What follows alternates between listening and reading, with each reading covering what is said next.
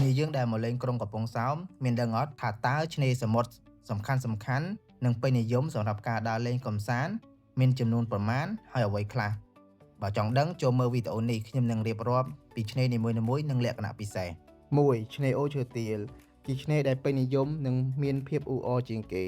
ទីនេះសម្បូរទៅដោយហាងអាហារភោជនីយដ្ឋានសន្តាគារនិងកន្លែងអង្គុយកម្សាន្តក្បែរមាត់សមុទ្រយ៉ាងច្រើនកកកទី2 ឆ្នេរអូត្រេសស្ថិតបន្ទាប់ពីឆ្នេរអូឈើទាលឆ្នេរនេះមានភាពស្ងប់ស្ងាត់មានខ្សាច់សទឹកថ្លាមានដើមឈើត្រជាក់ស័ក្តិសមខ្លាំងសម្រាប់បងប្អូនចូលចិត្តភាពផ្ទាល់ខ្លួននិងចង់សម្រាកលំហែកាយទី3ឆ្នេរសុខាឆ្នេរនេះមានការគ្រប់គ្រងនិងថែទាំបានយ៉ាងស្អាតមានខ្សាច់ម៉ត់និងទឹកថ្លាឆ្វង់ផ្នែកមួយនៃឆ្នេរជាកម្មសិទ្ធិរបស់សន្តាគារសុខាប៉ុន្តែក៏មានផ្នែកខ្លះបើកជូនសាធារណជនចូលលេងកម្សាន្តផងដែរទី4ឆ្នេរឯករាជ្យឬក៏ឆ្នេរ7ជាន់ជាឆ្នេរដែលមានដើមឈើ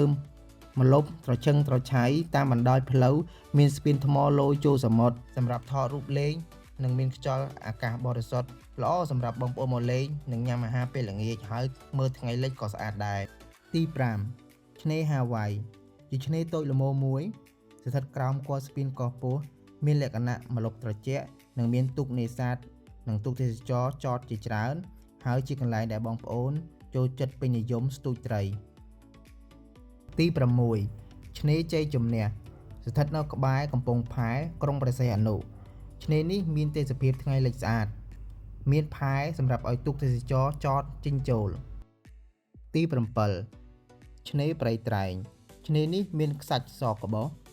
និងទឹករាក់ស័ក្តិសមសម្រាប់ការហែលទឹកលេងកម្សាន្តជាកន្លែងដែលមានបរិយាកាសស្ងប់ស្ងាត់ហើយល្អឥតខ្ចោះសម្រាប់បងប្អូនមើលថ្ងៃលិចពេលល្ងាចតើបងប្អូនធ្លាប់ទៅលេងឆ្នេរមួយណាដែរសូមខមមិនខាងក្រោមអរគុណសម្រាប់អ្នកទស្សនាវីដេអូនេះដល់ចប់